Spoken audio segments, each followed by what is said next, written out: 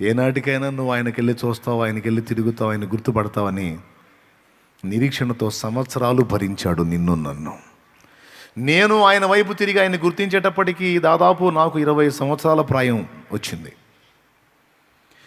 మా నాన్న ఆయన వైపు తిరిగేసరికి మా నాన్నకి ఇంచుమించు 70 ఏళ్ల వయసు వచ్చింది. 70 ఏళ్ల వయసులో ఆయన జీవం గల దేవుణ్ణి తెలుసుకున్నాడు మా నాన్న.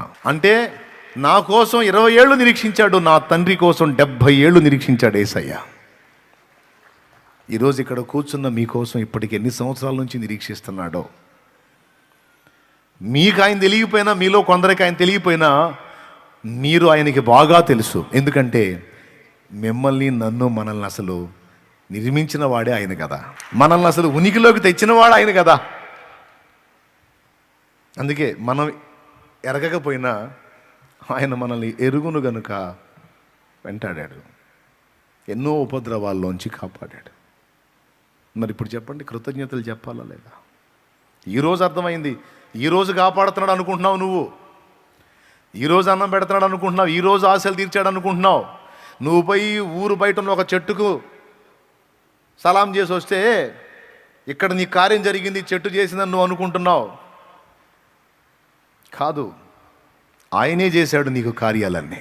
నా కుమారుడు ఉన్నాడండి, వాడికి మైండ్ పనిచేయదు, వాడు ఆకలి అవుతుంది వాడికి. ఊరు బయటికి వెళ్ళి చెట్టు దగ్గర కూర్చొని చెట్టుకెళ్ళి చూసి, నానా నాకు ఆహారం ఇవ్వా, నానా నాకు ఆహారం ఇవ్వంటున్నాడు. దేని అంటున్నాడు?